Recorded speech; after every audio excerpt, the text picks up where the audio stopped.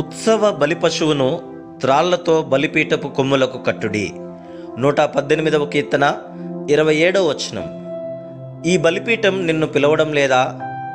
మన సమర్పణ జీవితం నుండి వెనక్కి తోలడానికి వీలు లేకుండా మనల్ని కూడా దానికి కట్టేయాలని మనం కోరవద్దా? బ్రతుకంతా రంగుల స్వప్నంలా అనిపించిన సమయాలున్నాయి కదా. అప్పుడు మనం సిలువను కోరుకున్నాము. మరికొన్నిసార్లు ఆకాశం మబ్బులు కమ్మితే వెనక్కి తగ్గడానికి ప్రయత్నిస్తాము. అందుకే సమర్పణ అనే తాడుతో మనల్ని మనం బలిపీఠానికి కట్టేసుకోవడం మంచిది. ఓ పరిశుద్ధాత్మదేవా, మమ్మల్ని కట్టేయి.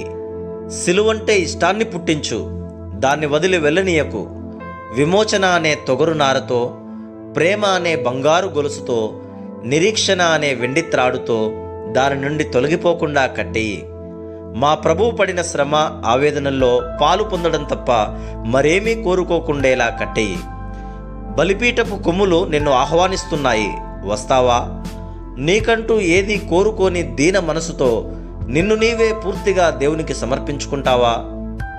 ఒక సోదరుడు ఒక ఉజ్జీవ సభలో దేవునికి తన్ను తాను సమర్పించుకుంటున్నాడు.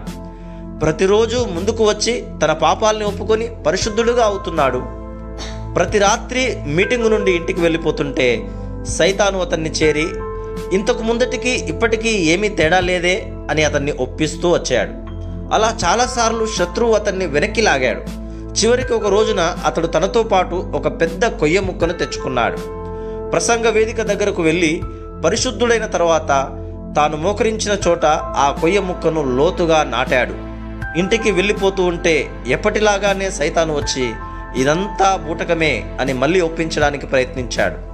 వెంటనే అతడు గబగబా ఆ కొయ్య ముక్క దగ్గరికి తిరిగి వెళ్ళి, ఇదిగో సాతానా, ఈ కొయ్యను చూశావు కదా, దేవుడు నన్ను నిత్యత్వంలోకి అంగీకరించాడనడానికి ఇదే నీకు సాక్ష్యం అన్నాడు.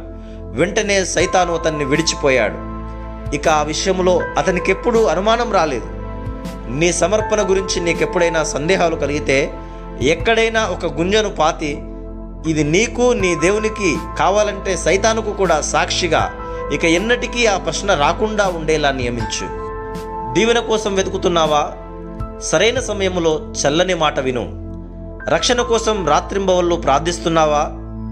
పెనుగులాట మాని ప్రేమతో నమ్ము. ప్రార్థనకి తగిన ఫలితం దొరకడం లేదా?